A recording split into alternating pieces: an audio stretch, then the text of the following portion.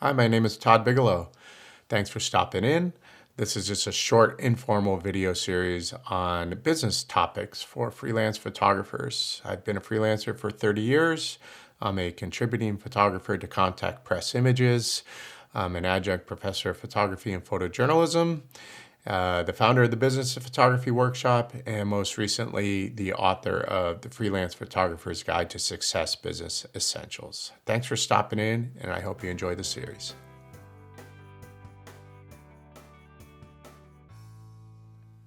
Hey everyone, thanks for stopping back in. If it's your first time, welcome. I'm going to do something a little different today. Usually it's just me talking about, a particular topic.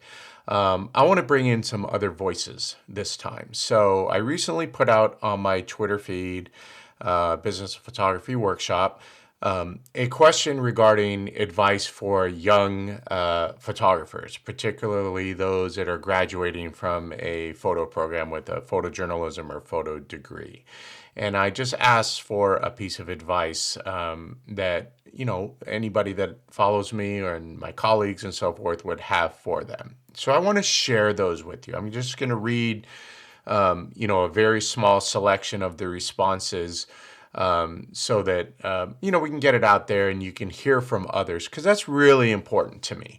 That's been a foundation for my freelancing for a long time, to listen to a lot of people, to get information from a lot of people, to research topics, whether it's literally like skills-based issues on how does one particular photographer light things and how does another photographer, and maybe I get information from both and I take a little bit and discard, other information that doesn't particularly meet what I'm looking for. So, I've long had a philosophy, which is, talked about frequently in my book.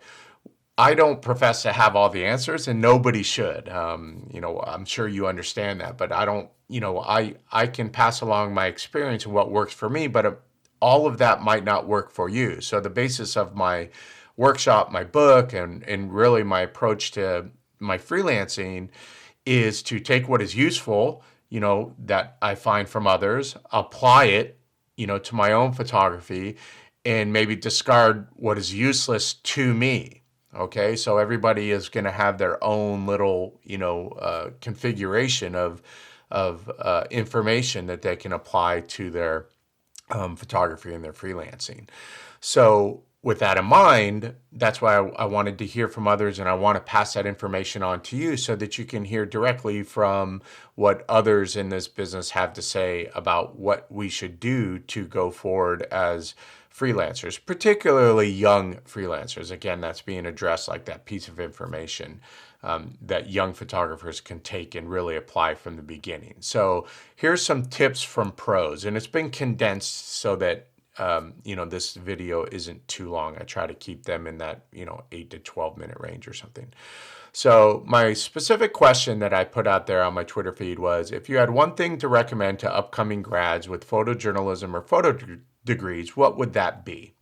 Okay.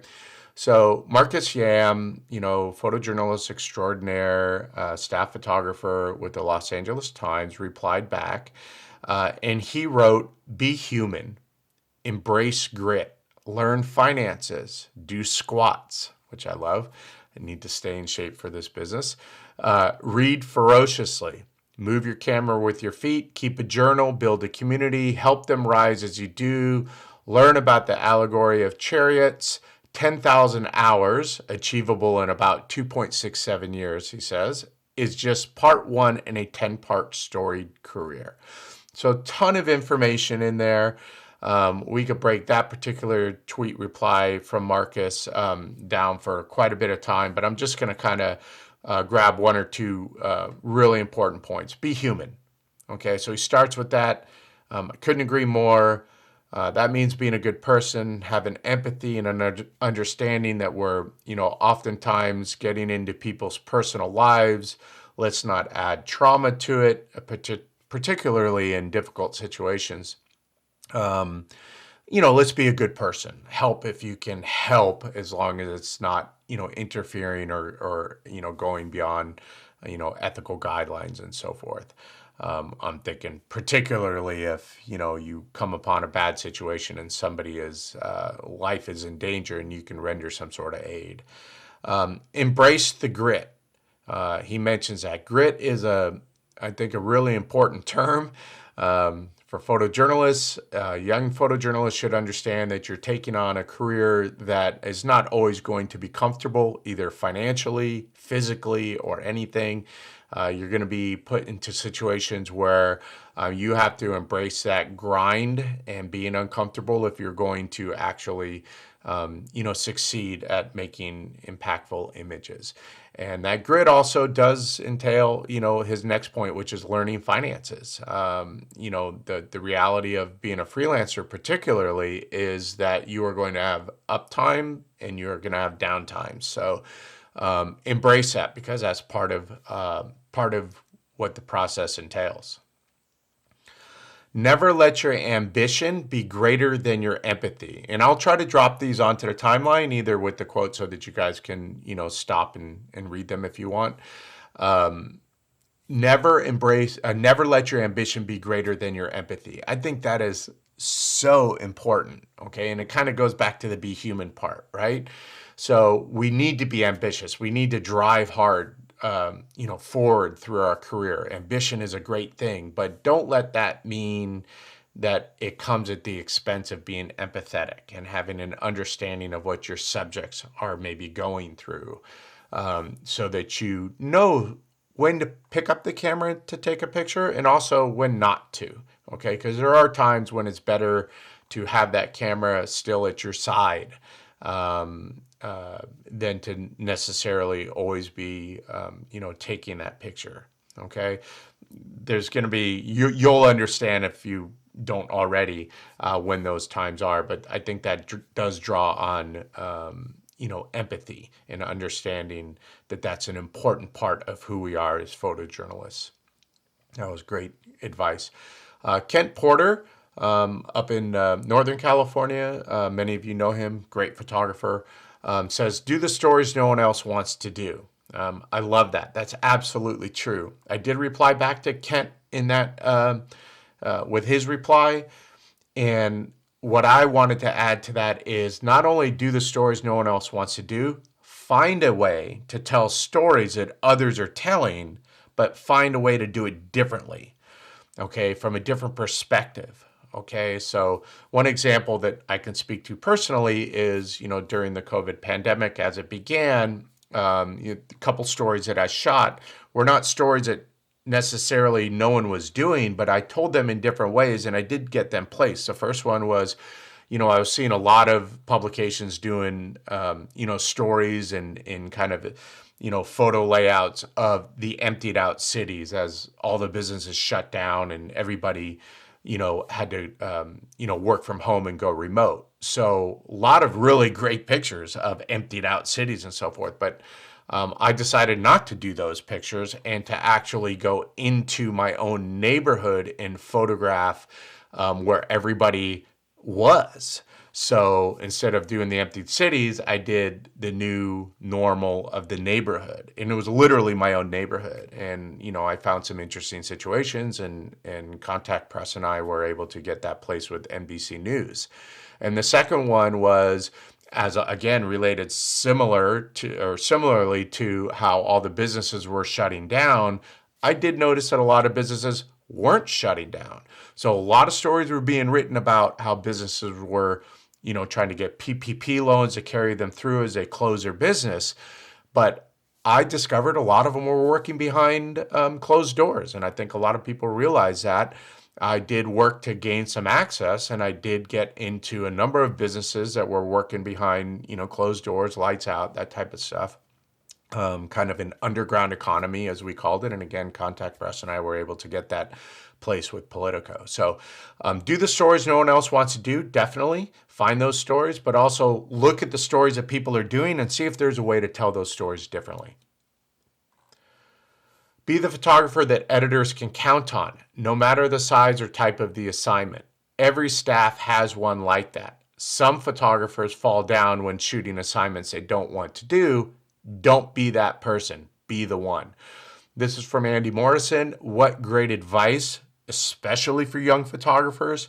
Treat every shoot, every assignment that you get like it is a cover shoot for, pick your favorite publication, Geographic, New York Times Magazine, whatever. It doesn't matter what it is. What he's saying is absolutely true, especially for freelancers, not just staff photographers. Be that person that no matter what editor reaches out to you with whatever assignment, they know that you're going to treat it like it is the best assignment that came along, and you're going to produce the best images for that shoot. Okay. That was advice I got very, very early on in my freelance career with my first agency, Black Star Photo Agency, and Stack, the director of photography, specifically told me to treat whatever assignment that comes along just in that manner as the best assignment possible, because those editors at unknown publications or lesser known publications are also going to be moving through the ranks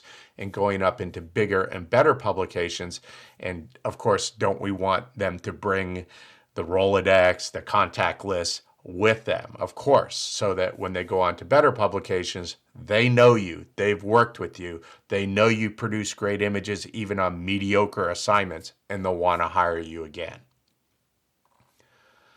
Youngie Kim, close friend, colleague, somebody that I've long looked up to. She has produced a great body of work over her career. So, when she speaks to these things, people tend to listen. So she said, go out and take pictures. Be curious about the world. That's so true, and others, and learn to navigate news, which is all caps, situations. Spend less time on social media. Social media will not teach you how to work in the field. News is a big part of photojournalism. You gotta want to do it badly with grit. There's that word again. Totally agree. Example, Ukraine. Okay, so, what she's saying is fairly obvious. Get out there, grind, make the pictures, know what's going on in the world.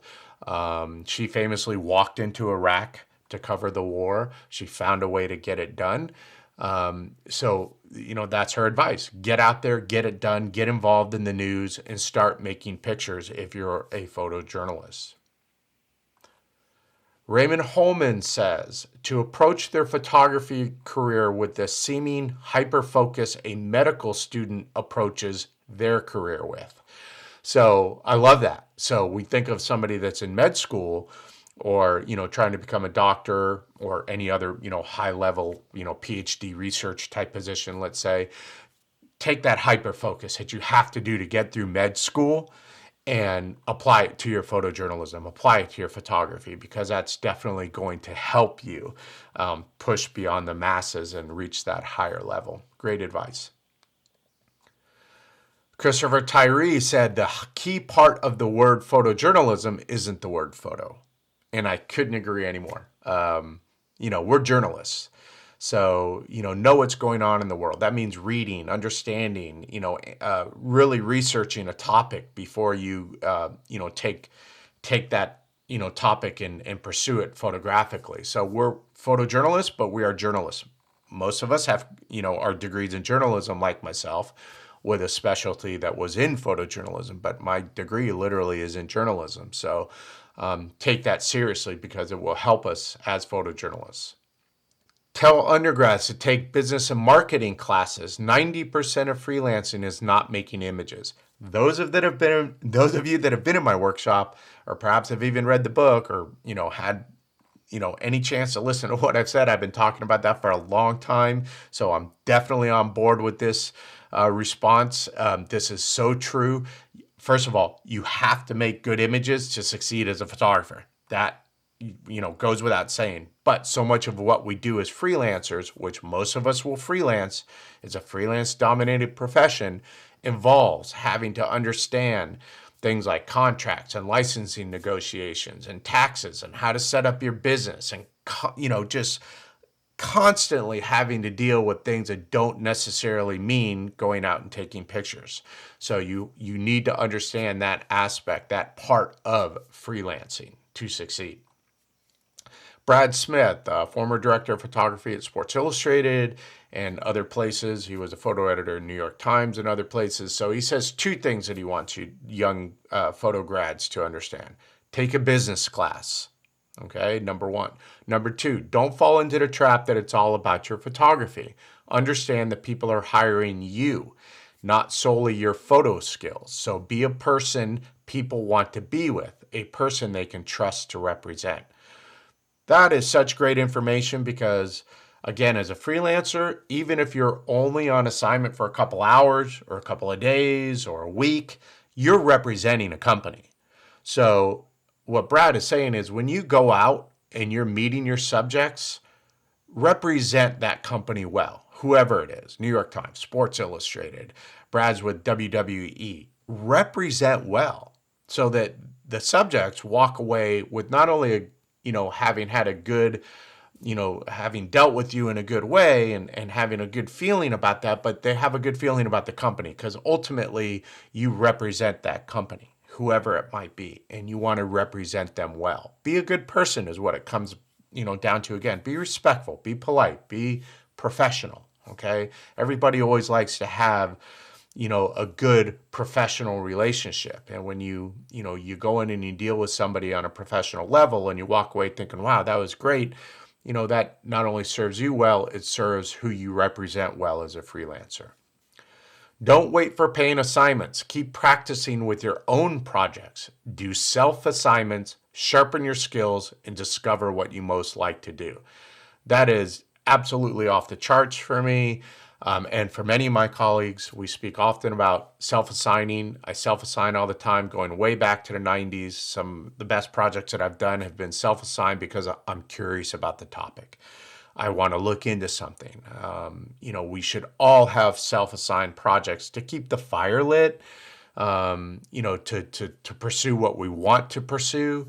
And also it does sharpen our skills. It makes us better photographers. So I agree with that.